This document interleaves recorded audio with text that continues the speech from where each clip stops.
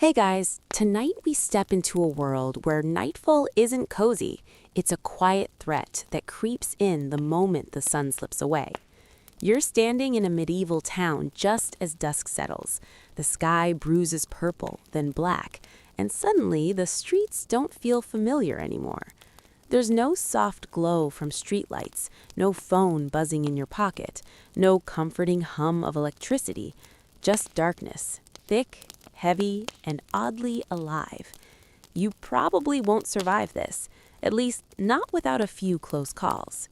You wander past wooden houses that seem to lean toward you, as if listening.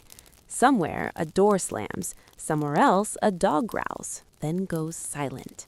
Night in medieval times isn't the end of the day, it's the beginning of a gamble.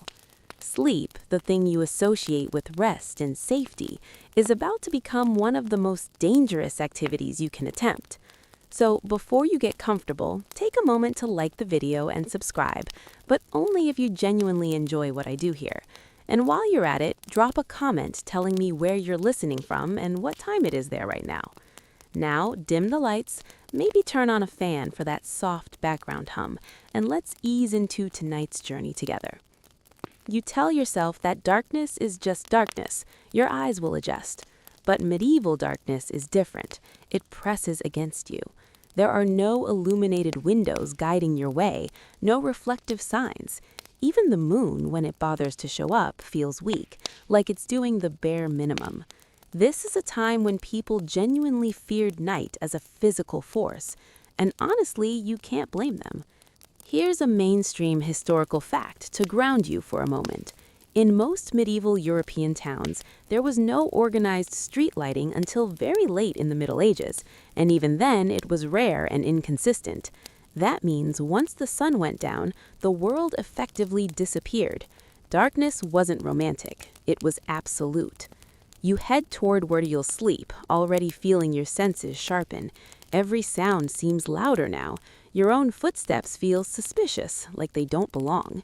And this is where the danger starts, not with monsters or myths yet, but with simple disorientation. People got lost just a few steps from their homes. A wrong turn could send you into a ditch, a river, or straight into someone who didn't want witnesses. You finally reach the building, maybe an inn, maybe your own house if you're lucky enough to have one. The door creaks open, and inside it's barely better. The light from a single candle barely scratches the darkness. Shadows stretch and twist along the walls, playing tricks on your tired brain. You tell yourself it's nothing, you're just sleepy. Medieval people went to bed earlier, right? Well, sort of. Here's the odd, quirky detail. Many medieval folks practiced something called segmented sleep. You didn't sleep straight through the night. You slept, woke up around midnight for an hour or two, then went back to sleep. Scholars still argue whether this was natural or forced by darkness and routine, but either way, it meant you were conscious during the most dangerous hours of the night. And while you're lying there trying to relax, your mind doesn't switch off. It can't, because darkness in medieval times wasn't empty. It was crowded. You know that thieves prefer the night. You know that animals wander closer to human spaces after sunset. You also know, deep down, that if something goes wrong, help is far away. Screaming doesn't guarantee rescue. It might not even guarantee witnesses. You close your eyes anyway, because what choice do you have? Sleep is necessary. But even as you drift, you're half listening. Your brain stays alert, attuned to every creak of wood, every shift of air. This constant low-level fear shapes how you sleep. Light sleep, broken sleep, rest that never quite restores you. And then there are the beliefs. Medieval night isn't just physically dark, it's spiritually loaded. You've grown up hearing that demons are more active after sunset, that spirits roam freely while humans are vulnerable. Night is when prayers matter most because it's when God feels farthest away. Even if you're skeptical, these ideas live in your bones. They follow you into bed. Scholars still argue whether fear of the supernatural was stronger than fear of crime, but when you're lying in the dark, hardly matters. Fear is fear. Your imagination fills in what your eyes can't see. Every unexplained sound becomes something watching you, something waiting. Your candle burns low, and you face a decision. blow it out and surrender to full darkness, or keep it lit and risk something else entirely. Fire. Candles were open flames, unpredictable and dangerous, but total darkness feels worse. So you compromise, maybe shielding it, maybe trusting it won't tip over. This small, everyday choice carries life or death weight, and you're painfully aware of it. Outside, the town has gone quiet in that unnatural way that makes silence louder than noise. Curfews exist in some places, enforced by watchmen, but enforcement is uneven. The night watch might pass, or it might not. Either way, they can't see everything, and they definitely can't see into your room. You try to tell yourself that people have slept like this for generations, that if it were truly unbearable, civilization wouldn't have survived. And you're right, technically, but survival isn't comfort. Survival is learning to live with constant risk and calling it normal. As you finally drift closer to sleep, your last waking thought isn't about dreams, it's about morning, about making it to dawn. Because in medieval times, night isn't something you rest through, it's something you endure. Every night survived is a small victory, uncelebrated and temporary. Your breathing slows, the darkness doesn't retreat, it just waits. You wake, not fully, just enough to remember where you are. Your body aches in that dull, unfamiliar way that tells you the bed isn't your friend. You shift slightly, and the wooden frame beneath you groans in protest, as if offended by the idea of comfort. Medieval beds aren't designed for rest, they're designed for function, status, and sometimes pure inconvenience. And tonight, you're discovering that the place meant to protect you while you sleep is quietly plotting against you. The mattress, or what passes for one, is stuffed with straw, hay, or dried leaves. It smells earthy, dusty, and faintly sour. You tell yourself that's normal. Everyone sleeps like this. But as you settle, you feel something poke into your side, sharp enough to pull you back toward wakefulness. A broken reed, maybe, or something worse. You can't see it, and that's part of the problem. Medieval beds are mysteries you experience with your spine. Here's a mainstream historical fact to anchor you for a moment. In most medieval European towns, there was no organized street lighting until very late in the Middle Ages, and even then it was rare and inconsistent. That means once the sun went down, the world effectively disappeared. Darkness wasn't romantic, it was absolute. You head toward where you'll sleep, already feeling your senses sharpen. Every sound seems louder now. Your own footsteps feel suspicious, like they don't belong. And this is where the danger starts. Not with monsters or myths yet, but with simple disorientation. People got lost just a few steps from their homes. A wrong turn could send you into a ditch, a river, or straight into someone who didn't want witnesses. You finally reach the building. Maybe an inn, maybe your own house if you're lucky enough to have one. The door creaks open, and inside it's barely better. The light from a single candle barely scratches the darkness. Shadows stretch and twist along the walls, playing tricks on your tired brain. You tell yourself it's nothing, you're just sleepy. Medieval people went to bed earlier, right? Well, sort of. Here's the odd, quirky detail. Many medieval folks practiced something called segmented sleep. You didn't sleep straight through the night. You slept, woke up around midnight for an hour or two, then went back to sleep. Scholars still argue whether this was natural or forced by darkness and routine, but either way, it meant you were conscious during the most dangerous hours of the night. And while you're lying there trying to relax, your mind doesn't switch off. It can't, because darkness in medieval times wasn't empty. It was crowded. You know that thieves prefer the night. You know that animals wander closer to human spaces after sunset. You also know, deep down, that if something goes wrong, help is far away. Screaming doesn't guarantee rescue. It might not even guarantee witnesses. You close your eyes anyway, because what choice do you have? Sleep is necessary. But even as you drift, you're half listening. Your brain stays alert, attuned to every creak of wood, every shift of air. This constant low-level fear shapes how you sleep. Light sleep, broken sleep, rest that never quite restores you. And then there are the beliefs. Medieval night isn't just physically dark, it's spiritually loaded. You've grown up hearing that demons are more active after sunset, that spirits roam freely while humans are vulnerable. Night is when prayers matter most because it's when God feels farthest away. Even if you're skeptical, these ideas live in your bones. They follow you into bed. Scholars still argue whether fear of the supernatural was stronger than fear of crime, but when you're lying in the dark, hardly matters. Fear is fear. Your imagination fills in what your eyes can't see. Every unexplained sound becomes something watching you, something waiting. Your candle burns low, and you face a decision: blow it out and surrender to full darkness, or keep it lit and risk something else entirely. Fire. Candles were open flames, unpredictable and dangerous, but total darkness feels worse. So you compromise, maybe shielding it, maybe trusting it won't tip over. This small, everyday choice carries life or death weight, and you're painfully aware of it. Outside, the town has gone quiet in that unnatural way that makes silence. And then there's the height. Medieval beds are often raised, sometimes absurdly so.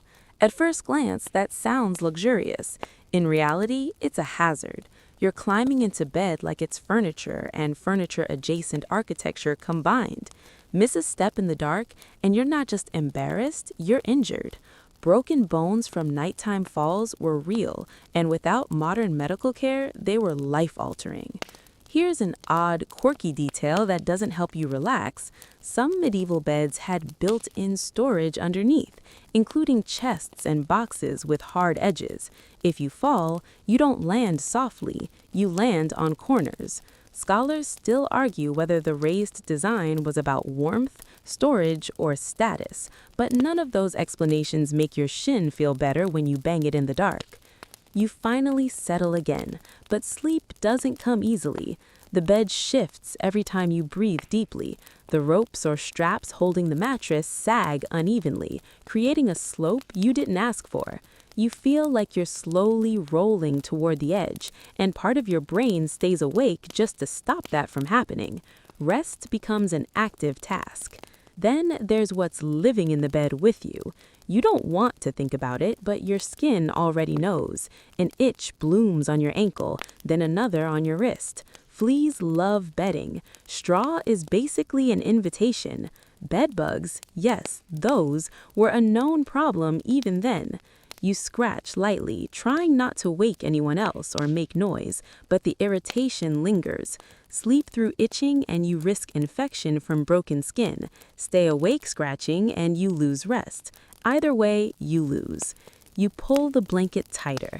It's heavy, rough, and smells faintly of smoke. That smoke smell isn't accidental. Many households hung bedding near hearths to keep pests away. It helped, sometimes. It also made everything reek like a half-extinguished fire. And speaking of fire, the bed's position near warmth is another quiet threat. Too close to the hearth, and a stray spark can turn bedding into fuel. Too far, and the cold seeps in until your joints ache. Scholars still argue whether people truly slept better or worse than we do today, but one thing is clear: medieval beds demanded constant adjustment. You weren't allowed to forget where you were. Your body never fully powered down. You shift again, slower this time, more carefully. The wooden canopy above you, if you're lucky enough to have one, casts a shadow that feels heavy. Canopy beds weren't just decorative, they were meant to keep warmth in and bugs out. But they also trapped smoke, stale air, and the feeling of being enclosed. If you're prone to panic, this is not your moment. Your thoughts wander to safety. A bed should be a refuge, right?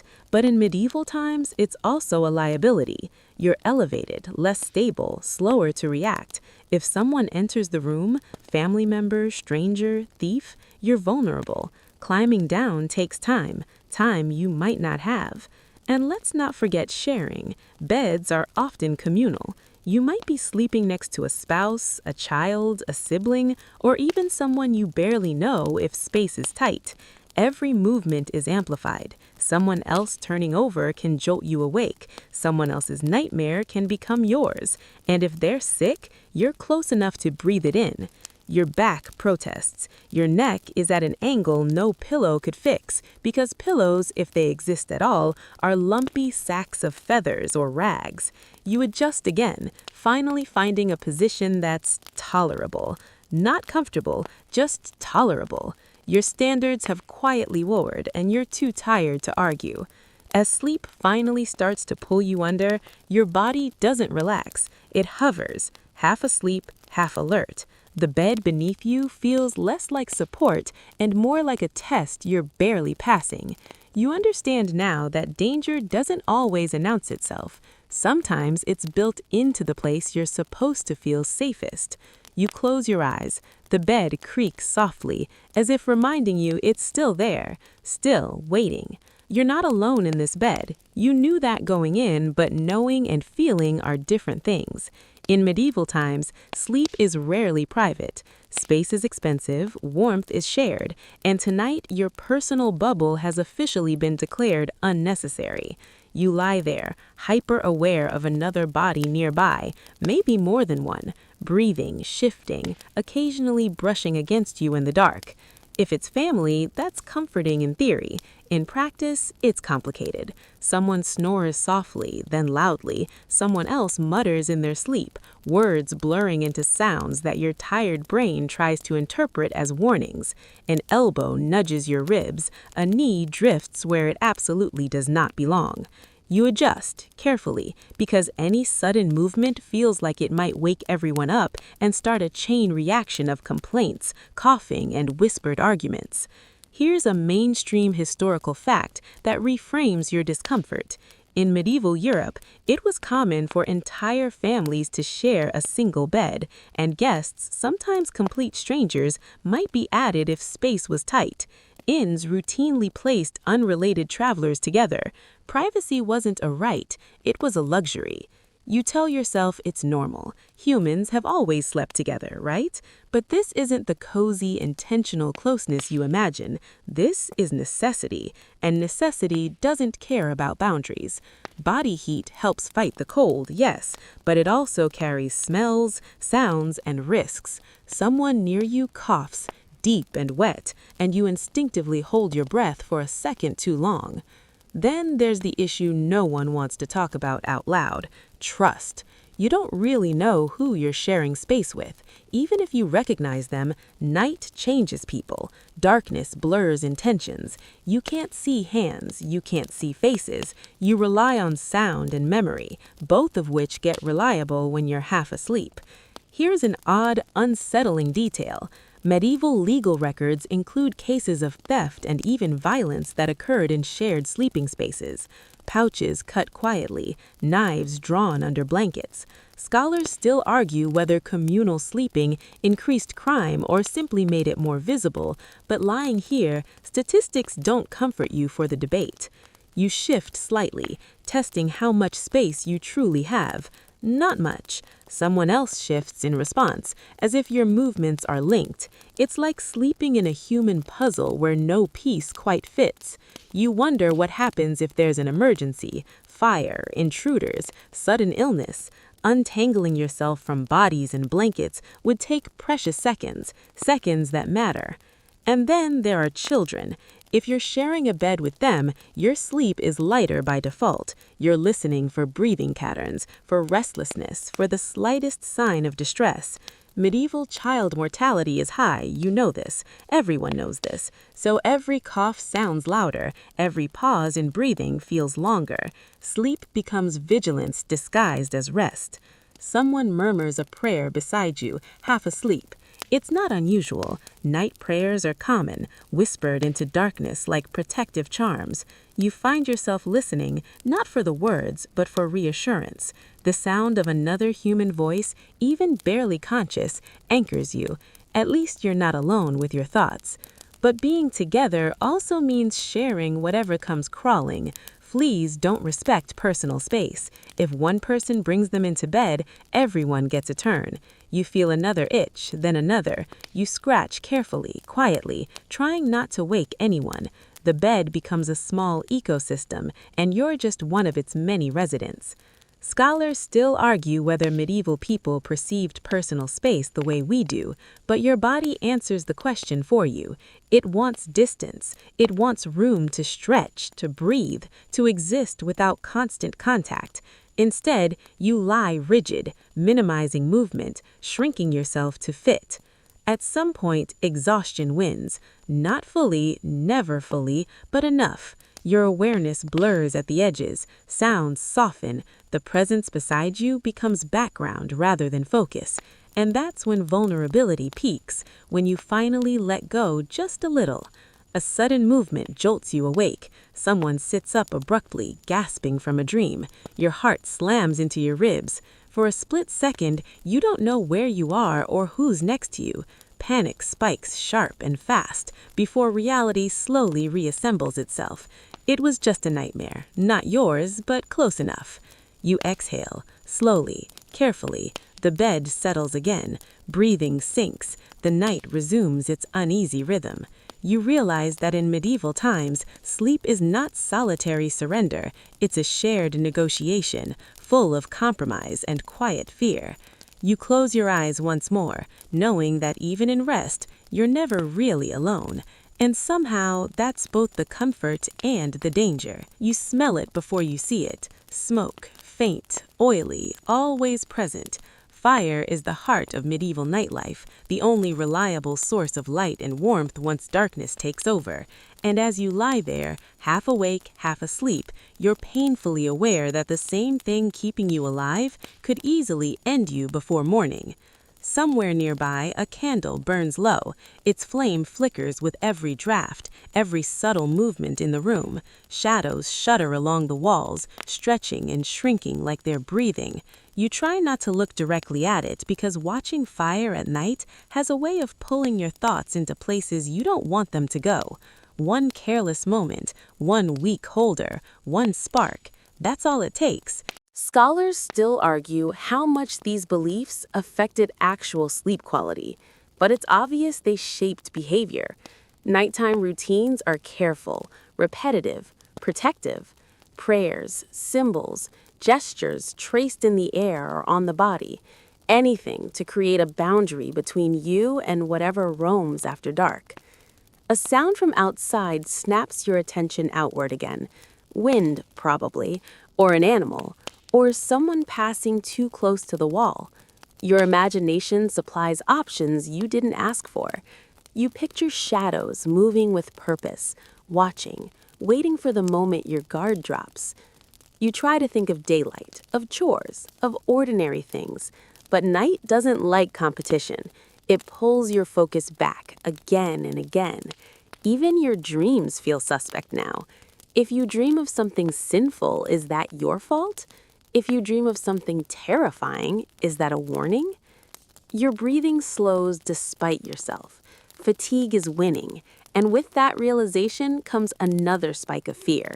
Falling asleep feels like stepping away from your post, like abandoning watch.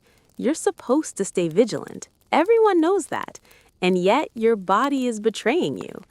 Just before sleep takes you, you whisper a final prayer. Not eloquent, not confident, just desperate enough to feel sincere. You trace a small protective sign, hoping it still counts even if you're already drifting. Darkness doesn't answer. It never does. But it listens. You don't hear a door open. That's the unsettling part. There's no dramatic creak, no obvious intrusion sound to snap you fully awake. Just a subtle change in the air, pressure shifting, sound redistributing itself, like the room has taken a breath it didn't have before. Your eyes stay closed because opening them feels like confirming something you're not ready to face. Medieval walls are thin, laughably thin. Wood, plaster, maybe a bit of stone if you're lucky.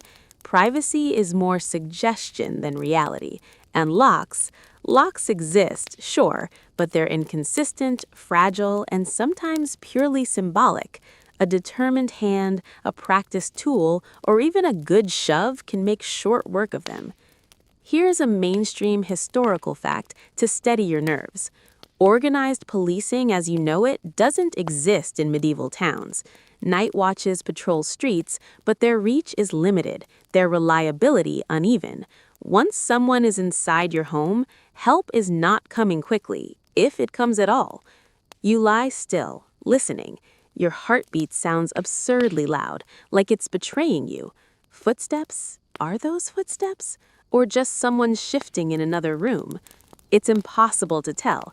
Sound behaves differently at night, bending around corners, leaking through walls. Every creak could be innocent, or not. Here's an odd, uncomfortable detail.